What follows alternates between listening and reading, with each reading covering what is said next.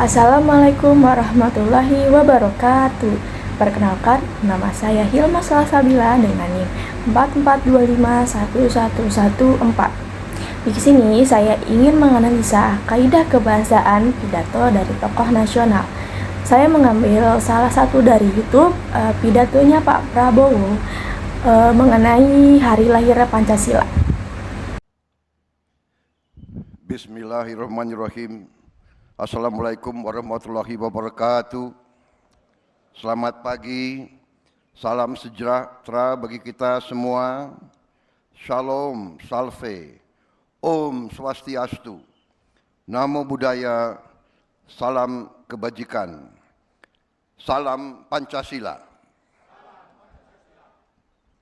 Yang saya hormati dan saya muliakan Presiden kelima Republik Indonesia,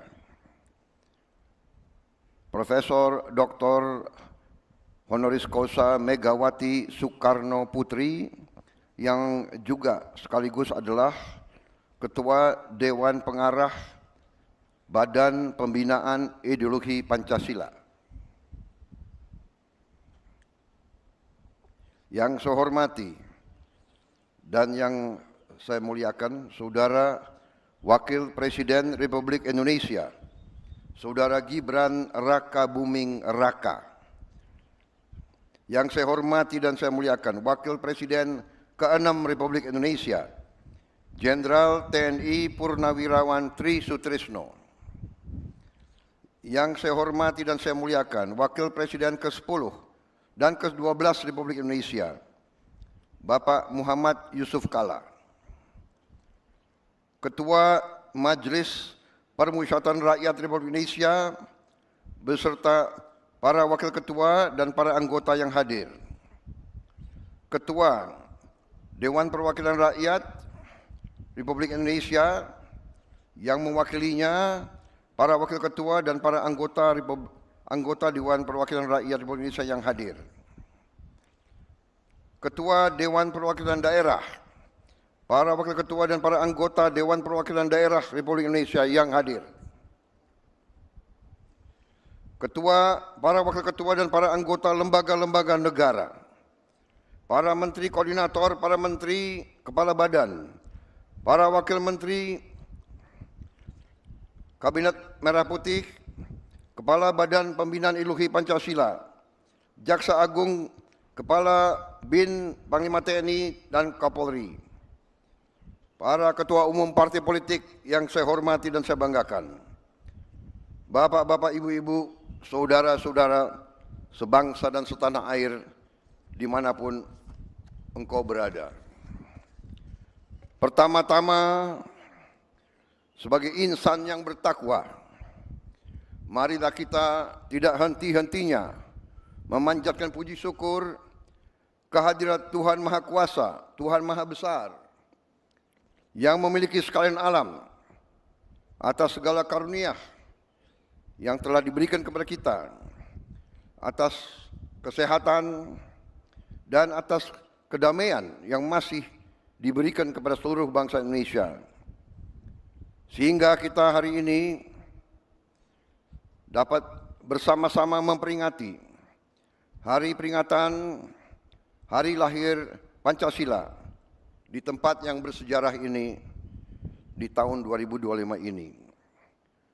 Saudara-saudara sekalian, kita pada hari ini kembali memperingati hari lahir Pancasila sebagai momen dan peristiwa bersejarah ketika dasar negara kita dirumuskan oleh pendiri-pendiri bangsa kita.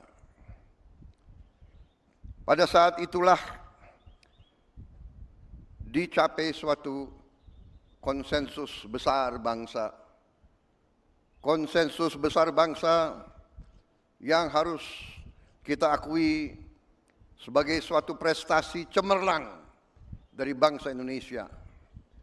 Bangsa Indonesia yang ditakdirkan untuk bersatu, padahal terdiri dari ribuan pulau-pulau, ratusan kelompok etnis, agama-agama yang berbeda-beda, dengan bahasa-bahasa daerah yang berbeda-beda. Tapi berkat kearifan pendiri-pendiri bangsa kita, kita dapat bersatu. Dapat bersatu di tengah perbedaan. Bersatu di tengah kebinekaan. Berbeda tapi satu. Saudara-saudara sekalian, ternyata Pancasila inilah yang telah memperkenankan kita untuk bersatu di tengah gelombang dinamika dunia yang begitu penuh dengan ketidakpastian. Tema peringatan hari ini, memperkokoh ideologi Pancasila menuju Indonesia Raya.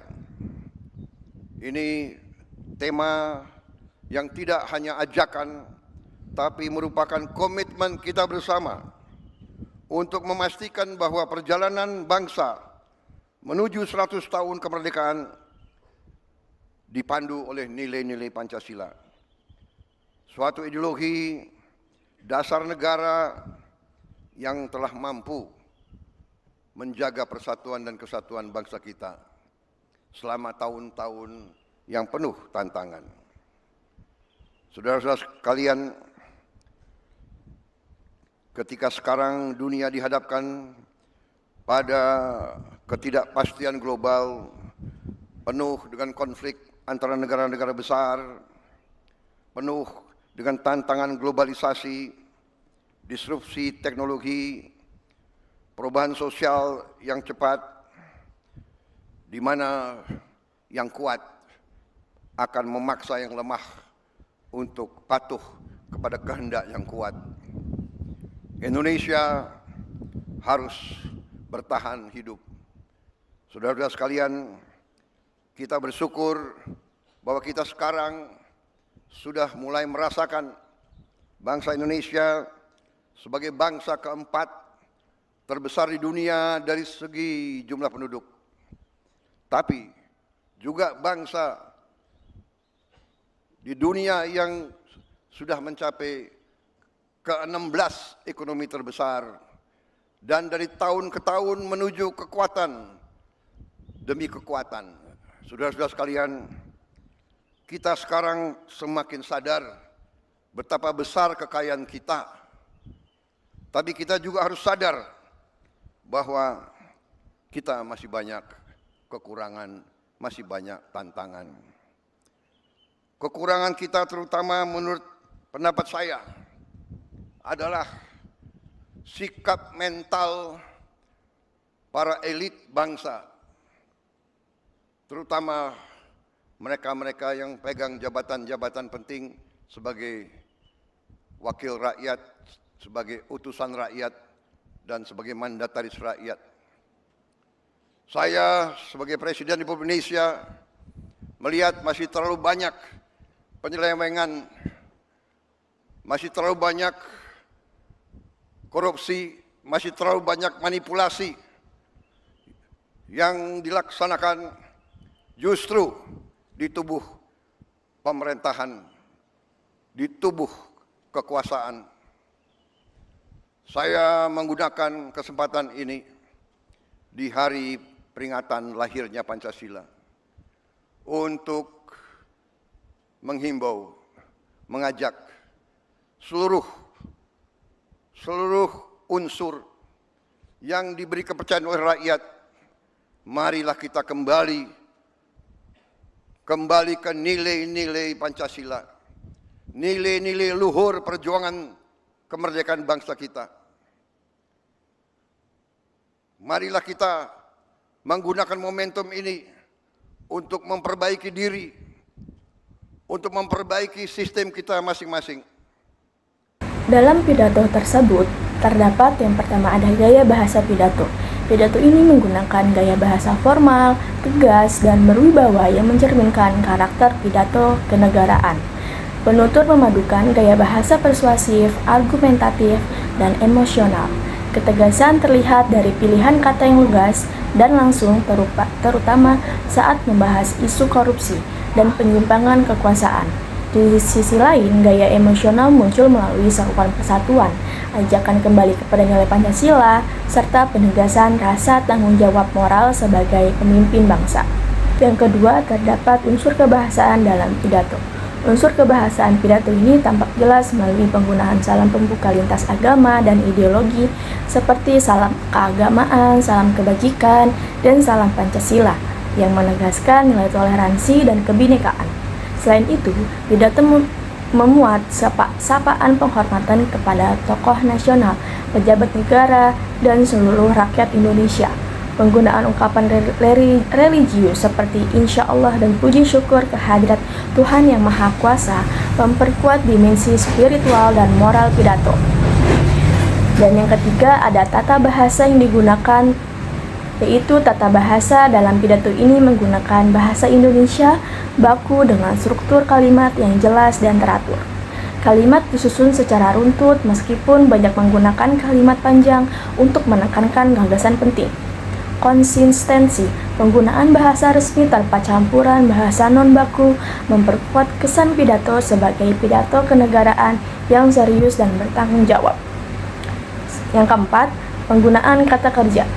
Pidato ini banyak menggunakan kata kerja aktif yang menunjukkan tindakan dan sikap tegas seperti mengajak, menghimbau, menegakkan, membersihkan, menindak, menertibkan, menjaga, dan melaksanakan.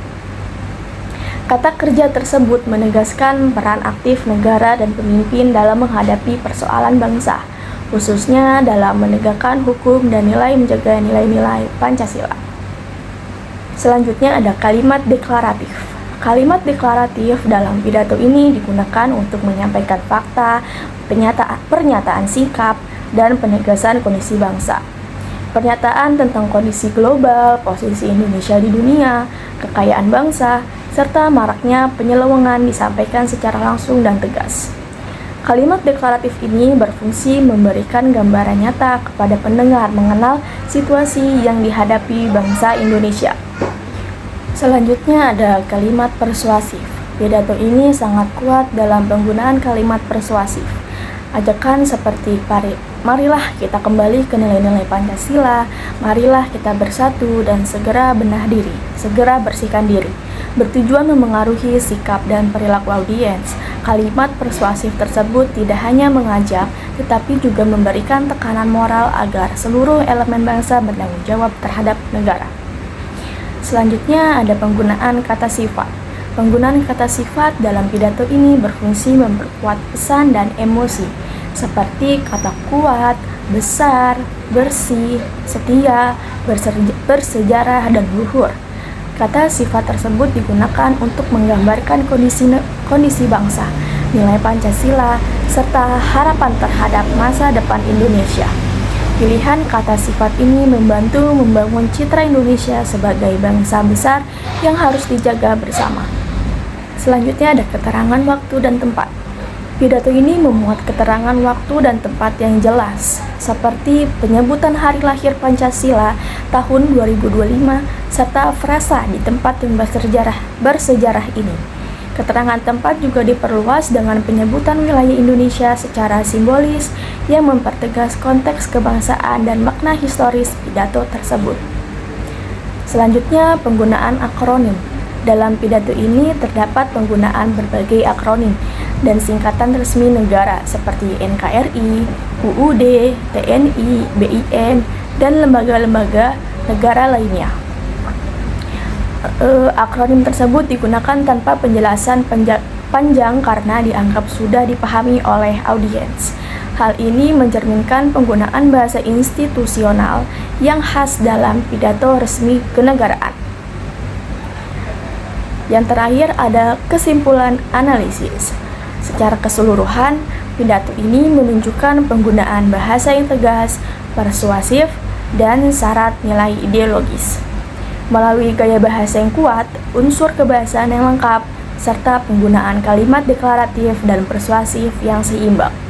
Pidato ini bertujuan meneguhkan kembali Pancasila sebagai dasar negara sekaligus mengajak seluruh rakyat Indonesia untuk bersatu, berintegritas, dan setia kepada bangsa dan negara. Berikut beberapa kaidah kebahasaan yang digunakan dalam video pidato Hari Lahir Pancasila yang disampaikan oleh Pak Prabowo. Sekian, terima kasih. Wassalamualaikum warahmatullahi wabarakatuh.